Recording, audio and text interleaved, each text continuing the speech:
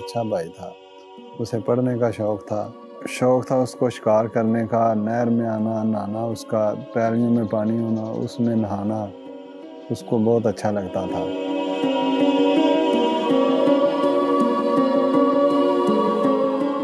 मैं इकबाल की छोटी सिस्टर हूँ, तो मेरे से बड़ा मेरा भाई था और हम दोनों बहन भाइयों को बड़ा प्यार था।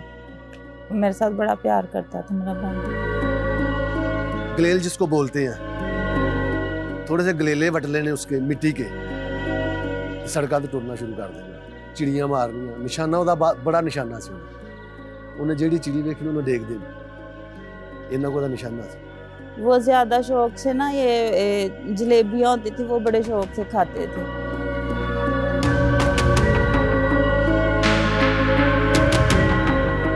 16 अप्रैल 1995 की शाम जिला शेखुपुरा के कस्बे मुरीदके के करीब एक गांव रखबावली के अतराफ खेतों में एक ऐसा अंधुनाक वाकया रूनुमा हुआ जिसने कई सवालात को जन्म दिया।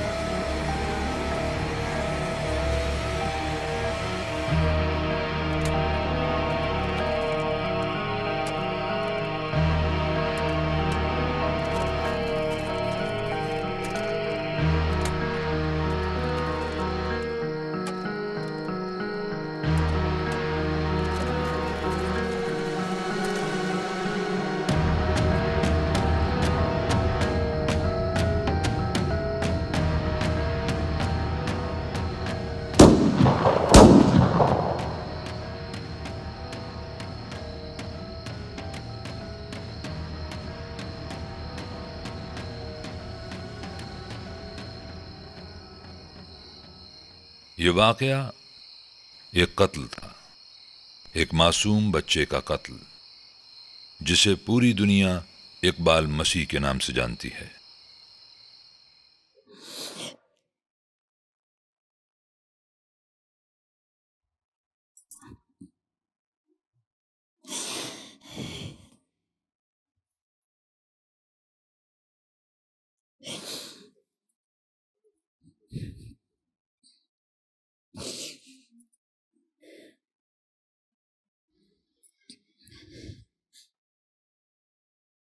इकबाल मसीह के कत्ल के पीछे कौन था? कारपेट माफिया, इत्तेफाकी हादसा या साजिश? इकबाल मसीह का कत्ल एक ऐसी उलझी गुत्थी है जो आज तक नहीं सुलझ पाई।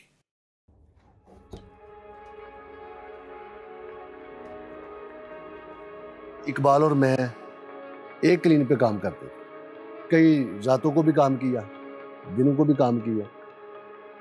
बड़े भाई की शादी की थी ना, तो उसके लिए फिर अम्मी ने कर्जा लिया था, तो उसकी वजह से फिर इकबाल भाई को भी और दोनों भाइयों को काम पे जाना पड़ा।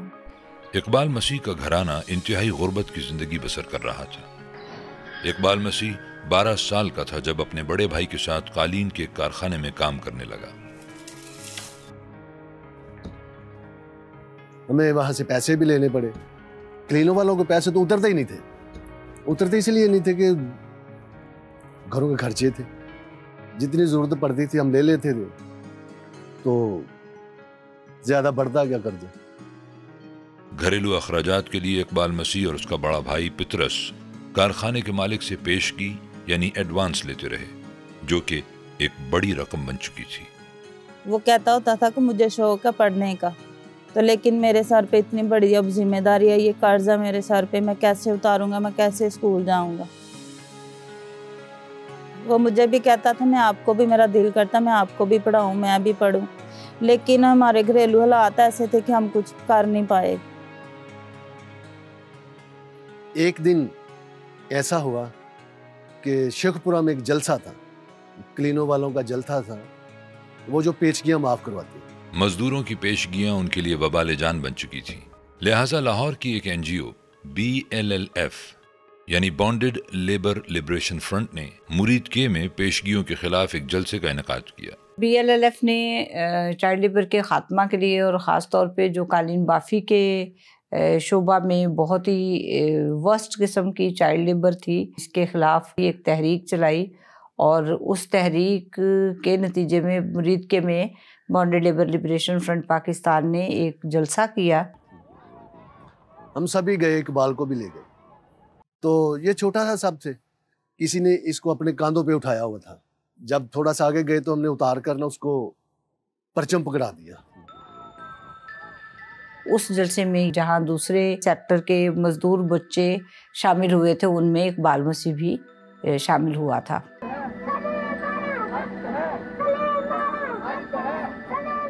उसको हमने ना स्टेज पे चढ़ा दिया, बस स्टेज पे खड़ा कर दिया तो उसने तकरीर करनी शुरू कर दी। उसने आके तकरीर करना शुरू कर दी, ये गुलामी तब जान छोड़ेगी जब आप तालीम हासिल कर लोगे। यहाँ जलसे में BLLF के एहसानुल्लाह खान ने पहली मर्तबा इकबाल मसीह को देखा। एहसानुल्लाह खान ने सन 1988 में लाहौर शहर में बॉन्डेड लेबर लिबरेशन फ्रंट की बुनियाद रखी। जो तंजीम का प्रेसिडेंट था, एहसानुल्लाह खान के साथ तो कुछ अंग्रेज भी थे। वो कहने लगे कि हमें ये बच्चा चाहिए, हम इसे ऐसा करेंगे, बढ़ाएंगे, इसको मुस्तकबिल देंगे।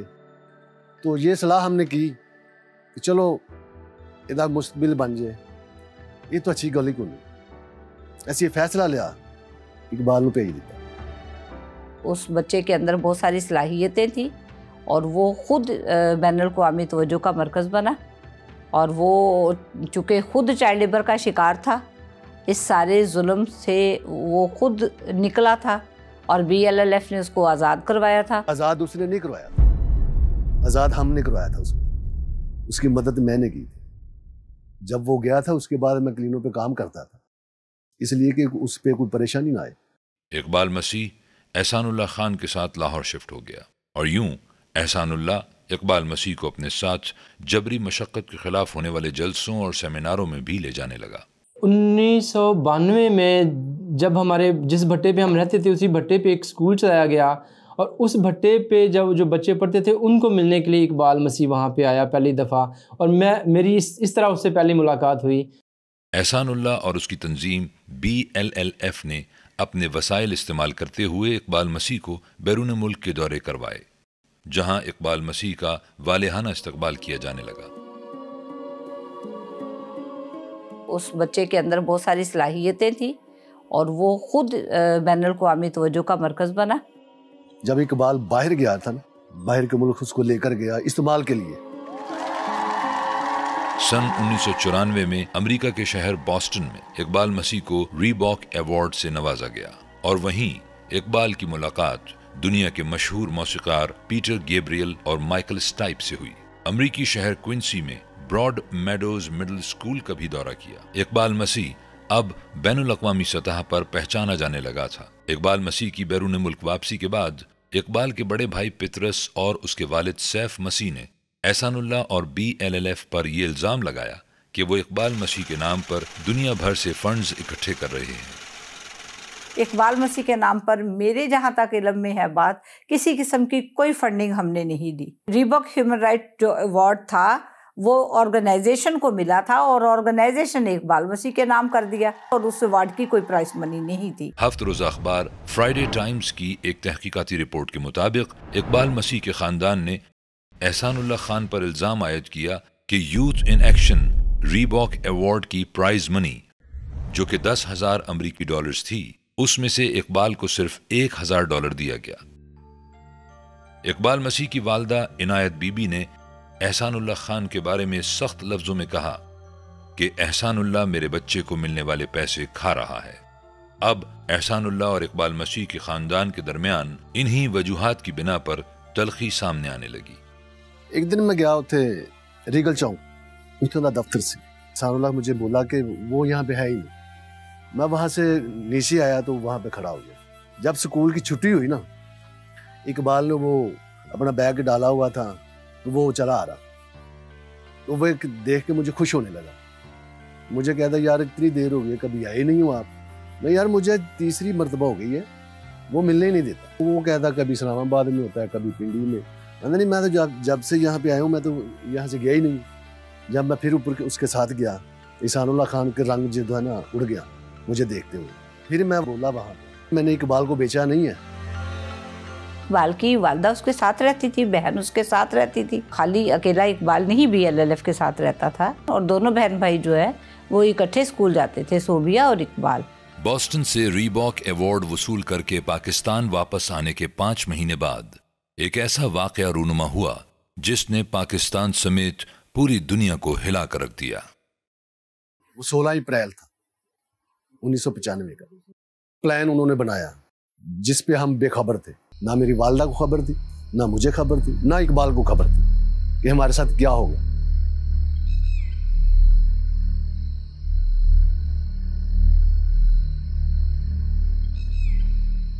तो जो लियाकत और फरियाद ईस्टर के दिन वो आकर यहाँ पे उन्होंने चर्च भी किया, दुआ की। इकबाल को वो साथ ही ले गए, मैं घर में नहीं था। जो लियाकत है उसका जो वालद था ना वो वहाँ पे खेती बाड़ी करता था। वो कहने लगा मैंने ना अपने वालद को खाना देने के लिए जाना। तो फरियाद को कहने लगा यार आप मेरे साथ आए। लियाकत के बोल रहा, उन्होंने कहा यार मैंने नहीं जाना, इकबाल आया हुआ मैंने नहीं जाना, हमने फिल्म देखनी है, तू दे यार होगी। उन्होंने कहा नहीं मैं नहीं, तू मेरे नाल चल। उन्हें पता सी लियाकत नूं अगर फरियाद जाएगा तो इकबाल भी जाएगा। इसने जिद की कि फरियाद मेरे साथ चले। जब वो तैयार हुआ तो इकबाल भी तैयार हो गया। लियाकत जो था वो साइकिल चला रहा था, इकबाल आगे बैठा हुआ, फरियाद पीछे बैठा हुआ था। जब वो मेरे आगे से गुजरे मैंने उनको पहचाना ही नहीं कि ये कौन है। ਉਹਦੇ ਨਾਲ ਸਾਈਕਲ ਤੇ ਬੈਠਾ ਤਾਂ ਉਹਨਾਂ ਲਿਆਕਤ ਰਾਣੇ ਸਾਈਕਲ ਤੇ ਧੱਕੇ ਨਾਲ ਖਿੱਚ ਕੇ ਤੇ ਲੈ ਗਏ ਉਹਨੂੰ ਕਿ ਨਹੀਂ ਤੈਨੂੰ ਉੱਥੇ ਲੈ ਜਾਣਾ ਹੈ। ਉੱਥੇ ਰੋਟੀ ਲੈ ਕੇ ਗਏ ਤੇ ਰਾਹ ਦੇ ਵਿੱਚ ਆਪਣਾ ਹੀਰੋ ਸੀ, ਉਹਨੇ ਪੁੱਛਿਆ ਫਰਿਆਦ ਨੂੰ ਕਿ ਕੌਣ ਕੌਣ ਜੀ। ਲਿਆਕਤ ਆਖਣ ਲੱਗਾ ਜੀ ਮੈਂ ਆ ਤੇ ਮੇਰਾ ਮਾਮੂ ਹੈ ਤੇ ਇੱਕ ਨਾਲ ਪ੍ਰਾਹੁਣਾ ਹੈ। ਉਹਨੇ ਆਖਿਆ ਆਪ ਹੀ ਪਾਸੇ ਹੋਇਆ ਤੇ ਆਪਣੇ ਮਾਮੂ ਨੂੰ ਹੀ ਪਾਸੇ ਕਰ ਤੇ ਪ੍ਰਾਹੁਣੇ ਨੂੰ ਮਾਰਨਾ।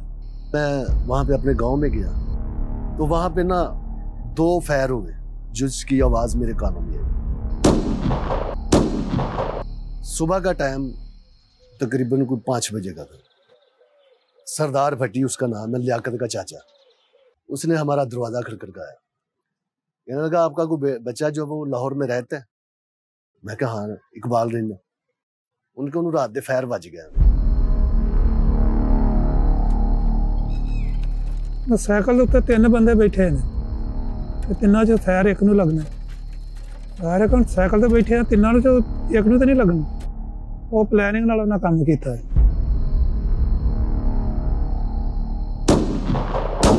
इकबाल मसीह के कत्ल होने का वाकया फरियाद और लियाकत ने बहैसियत गवाहान पुलिस FIR में रिकॉर्ड करवाया था, मगर इकबाल मसीह का बड़ा भाई पितरस मसीह पुलिस में दिए गए बयानात को नहीं मानता है। पितरस मसीह का अपना मौकफ है और वो कोई और ही कहानी बयान करता है। ये पहले बयान जो थे ना लियाकत की वालदा के, मैंने कहा ये क्या हुआ? मैंने कहने लगी वो खाना देन गए सन ते हीरो ने मतलब ना गोली मार दी थी।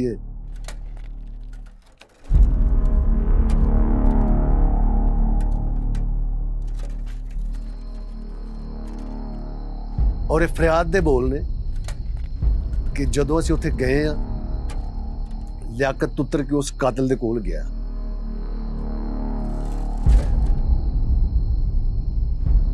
हीरो दे कोल गया जिहदा नाम अशरफ हीरो सी, और आंदा मैं 2-3 नूं आवाज़ां मारियां ने कि लियाकत चलिए असीं जाके फिल्म देखनी है। नहीं आया। आंदा जदों मैनूं कहा ना मैं तू रह ते असीं चले। लियाकत ने अपने हत्थां नाल फैर मारे।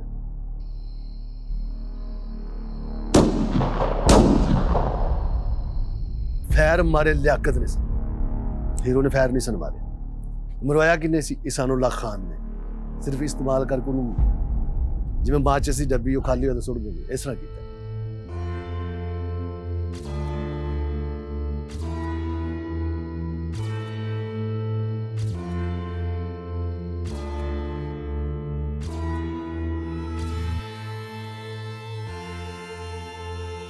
जब वो कत्ल हुआ था उसकी जेब में से निकला था।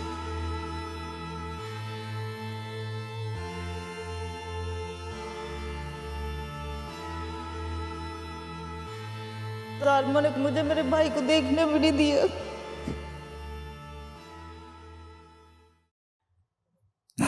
मेरे से तो उसके बारे में बात नहीं हो पाएगी।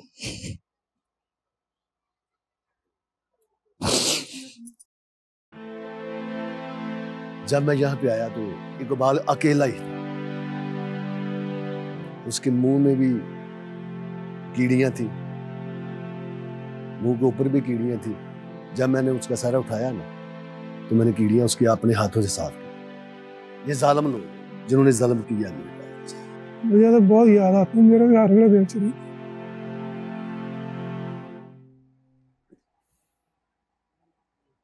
क्योंकि मैंने तो भूल गई नहीं है।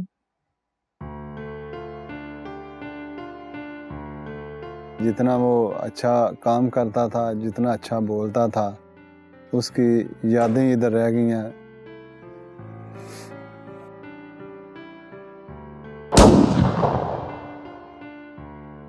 ते हीरो ने मतलब ना गोली मार दी थी, लियाकत ने फैर मारे। आंदो ने हीरो ने फैर नहीं मारा। अशरफ उर्फ हीरो वल्द इस्माइल का किरदार इस पूरे वाक़े में अचानक सामने आता है। इस शख्स से आला कत्ल भी बरामद होता है और मुकदमा भी चलता है, मगर फिर 2 जून 1996 के रोज कत्ल के मुल्जिम अशरफ उर्फ हीरो को मुनहरिफ गवाहान जेर दफा 265 के तहत अदालत से बरी कर दिया गया। डेफिनेटली वो चाइल्ड लेबर का एक सिंबल बना इकबाल मसीह, और जो कुछ उसके साथ हुआ वो भी एक जुल्म था। इकबाल मसीह के पुरअसरार कत्ल ने जहां जबरी मुशक्कत के खिलाफ जिद्दोजहद करने वालों को हिला कर रख दिया, वहीं पाकिस्तान कालीन बाफी की सनत के जवाल के ताबूत में आखिरी कील साबित हुआ। रात 12 बजे उठा के इन्होंने इथों लै गया, जाके इन्होंने नजर बंद कर छड्डे, अपने मर्जी का बयान दवाए ने, तुसीं कलीन वाले के खिलाफ बयान दिओ। सानू इथों लै गया उत्थे लाहौर, असीं अपना कलीन वाले के खिलाफ हो गए। सानू जिवें उन्हें आख्या सी तो उवें करदे गए। उसका भाई पतरस और उसका जो वालिद सैफ जो है वो कालीन माफिया के हाथों काफ़ी एक्सप्लॉइट हुए हैं, लेकिन उसकी वालदा जो कि इकबाल मसीह के साथ रहती थी, उसकी बहन, उन्होंने कभी इस किस्म का कोई इजहार नहीं किया। असानुल्लाह ने कराया मेरे पुत्र ने कत्ल, असानुल्लाह मेरे पुत्र का पैसा खान दिया है। इकबाल मसीह के कत्ल के गिर्द फैलाए गए साजिशी बयानियों ने एक ऐसी दबीज धुंध की चादर तान ली जो आज भी बहुत गहरी है।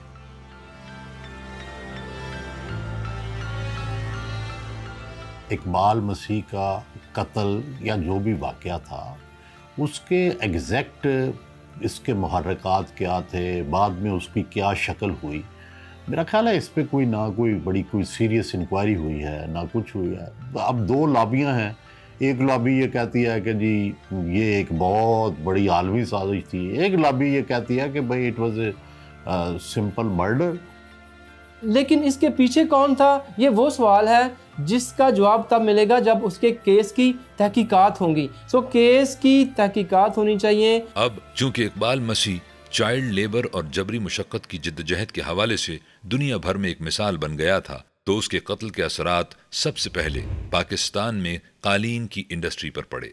साडा कारोबार भी खत्म हो गया, जो खड़ियां कलीन वो सब खत्म हो गया। जब इकबाल मसीह का मर्डर हुआ तो ये इशू जो है वो बैनुल-अक़वामी सतह पर जो है हाईलाइट हुआ, बैनुल-अक़वामी तवज्जो मिली, और उसी के नतीजे में फिर जब इंटरनेशनली बायर ने ये मुतालबा किया कि हम बच्चों के हाथों के बने हुए जो ये कालीन है ये नहीं ख़रीदेंगे, तो फिर यकीनन उसमें कमी आई।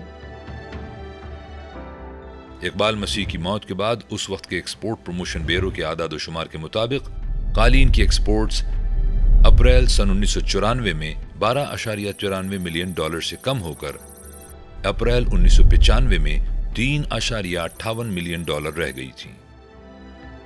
Any death, especially of a young person, is very sad and unfortunate. But the West was informed that a 12-year-old boy had been killed by the carpet mafia, and that is not true. इसी तशवीश के पेश नज़र उस वक्त की वज़ीर आज़म मोहतरमा बेनज़ीर भुट्टो के हुक्म पर पाकिस्तान की फेडरल इन्वेस्टिगेशन एजेंसी ने इकबाल मसीह के कत्ल की तहकीकात का आगाज किया। एहसानुल्लाह मुल्क से बाहर जा चुका था, जबकि पुलिस ने एहसानुल्लाह की तंजीम BLLF को भी शामिल तफ्तीश कर लिया। हमने जेलें बर्दाश्त की उसके कत्ल के बाद। हम पर इल्ज़ाम लगे कि हम रा के एजेंट हैं। पूरे बाज़ार में हमें फिराया गया और पुलिस दिखाती थी कि FIA वाले कि ये देखें हमने रा के एजेंट पकड़े हैं। तो मेरा तो पूरा घर लुट गया।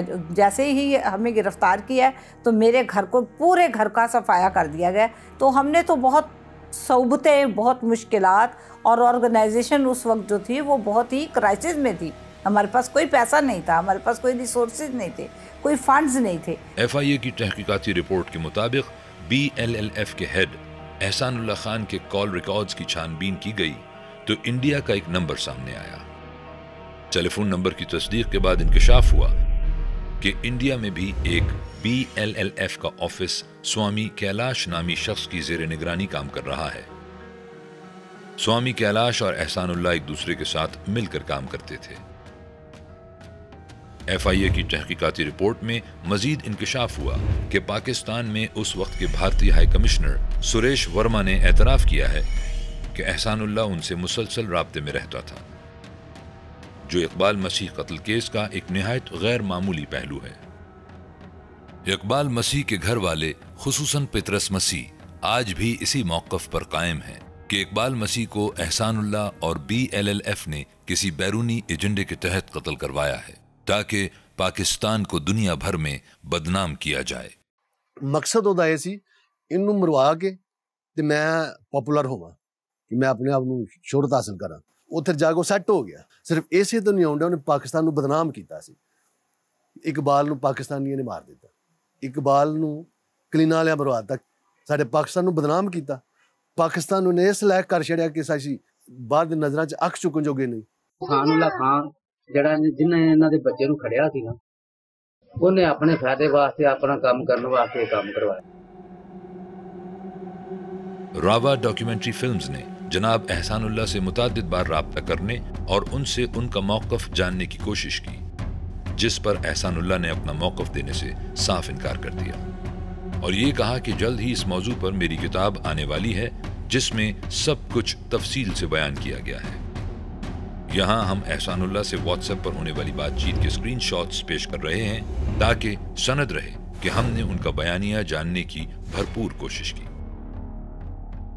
जबकि दूसरी जानिब BLLF का मानना है कि इकबाल मसीह का कत्ल कारपेट माफिया की साजिश है, जिसके आलाकारों में इकबाल मसीह का बड़ा भाई और वालिद शामिल हैं। वो जब एक गलत किस्म की स्टेटमेंट देता था उसका वालिद और उसका भाई, और वो और रियासत और कालीन माफिया सारे मिले हुए थे, तो फिर इंसाफ देने वाले अदारों की जिम्मेदारी थी ना इंसाफ देना। तो जब इंसाफ देने वाले अदारे ही इंसाफ प्रोवाइड नहीं कर रहे थे तो हमने तो कोई फ़ैसला नहीं सुनाना था। BLLF ने तो भरपूर, BLLF की पूरी लीगल टीम ने भरपूर कोशिश की कि जो उसके कातिल हैं वो बेनकाब हों, लेकिन उसके वालिद ने और कालीन माफिया की मिली भगत ने इसको जो है ना कि इसको ये बंद करवा दिया। और मैं अज भी इस जगह ते खड़ा हाँ। एहसानुल्लाह खान मेरे सामने आए, मैं ਉਹਦੇ ਵਿੱਚੋਂ ਦੀ ਲੰਘ ਜਾਣਾ, ਉਹਨੇ ਮੇਰਾ ਭਰਾ ਮਾਰਿਆ।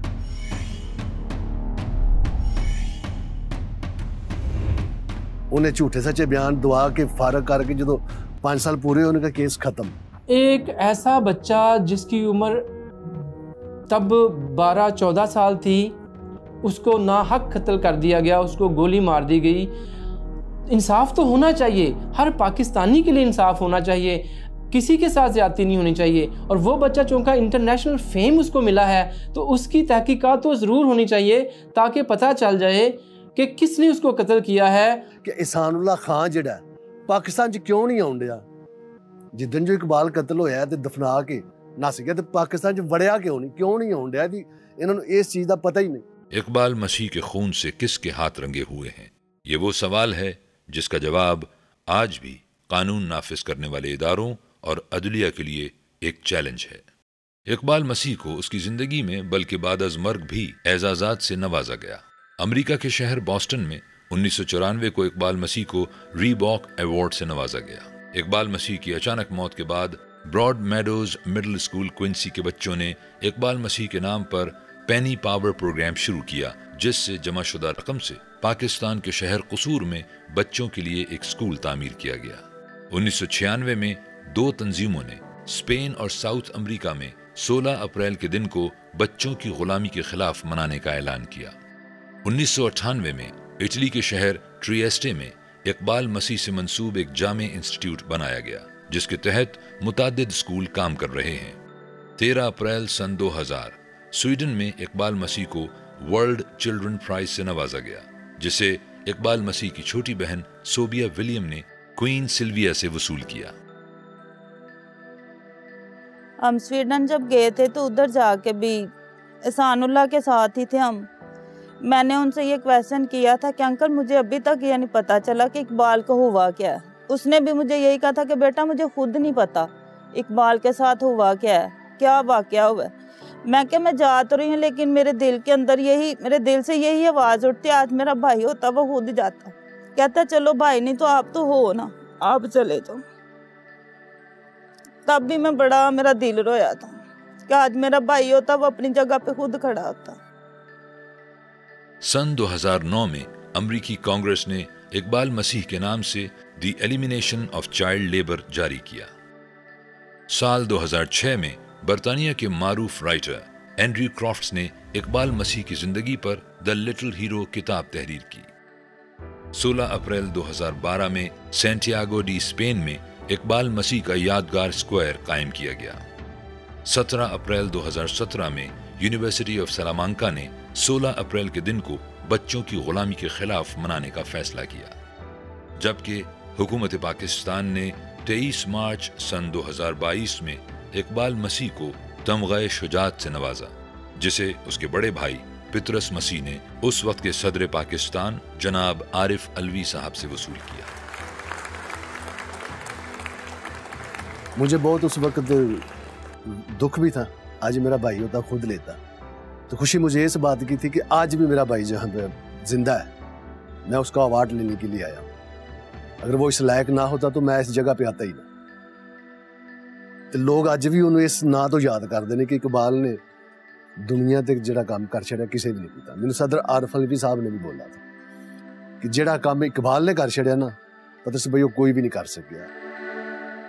इकबाल मसीह की कमसिन करिश्माती शख्सियत और उसकी सादा और पुरकशिश बातों ने जहां उसे दुनिया भर में हर दिल अजीज बना दिया, वहीं पाकिस्तान में इकबाल मसीह की जिद्दोजहद ने लाखों बच्चों को जबरी मशक्कत और चाइल्ड लेबर के शिकंजे से आज़ादी दिलवाई। बस उनके यही ख्वाब थे कि मैं बच्चों को आज़ाद करवाऊंगा। मैं तो इस काम से गुजरा हूँ, लेकिन अब कोई बच्चा ऐसे ना मशक्कत ना करे और ना ही कोई क्लीन बाफिया या भट्टा पे कोई काम करे। उसका यही मिशन था। जब वो इस मिशन में निकला, कलीन वालों ने भी छोटे बच्चों को रखना मना कर दिया था और भट्टे पे भी बच्चे जो थे वो भी उन्होंने बंद कर दिए थे कि हम बच्चे नहीं लेंगे अपने काम पे। 3000 बच्चा जो है उसने आज़ाद करवाया था। उसने बोला था पाकिस्तान के जो गरीब बच्चे हैं ना, मैं उनके लिए कुछ करूं कि अगर मैं कुछ बन गया तो मैं इन्होंने बच्चों वास्ते स्कूल खोलांगा, इन्होंने रिलीज देंगा पाकिस्तान के बच्चों, मैं गरीब आवाम की सपोर्ट करांगा। और उन्हें की चाइल्ड लेबर के खात्मे के साथ उसको अटैच किया जाए, सिंबॉलिक है, तो अगर हो जाए तो बहुत अच्छी बात है। और दूसरा, मैं तो हम माइनॉरिटीज़ जो हैं, मैं उनका बहुत बड़ा सपोर्टर हूँ। उनके साथ बढ़िया ज़्यादतियाँ होती हैं। जिस तरह मुस्लिम माइनॉरिटी के साथ इंडिया में हो रहा है, उसी तरह हमें उससे सबक सीखते हुए यहाँ अपनी माइनॉरिटीज़ के साथ बहुत अच्छा तरजीही सलूक करना चाहिए, बल्कि ऐसा सलूक करना चाहिए कि वो आशश कर उठे। हम तो यही कहते हैं कि हमें इंसाफ चाहिए। अखबार को जो दिली ख्वाहिश है उसको पूरा करना चाहिए। अगर कुछ चाहिए मुझे इकबाल के लिए, मुझे इंसाफ चाहिए और मैं अपने भाई को इंसाफ दिलाना चाहती हूँ। यहाँ पर मोहतरमा बेनज़ीर भुट्टो कत्ल हो गई, लियाकत अली ख़ान कत्ल हो गया, तो इकबाल मसीह भी कत्ल हो गया। तो मोहतरमा बेनज़ीर भुट्टो और लियाकत अली ख़ान के कातिल कब पकड़े गए हैं जो इकबाल मसीह के पकड़े जाएंगे?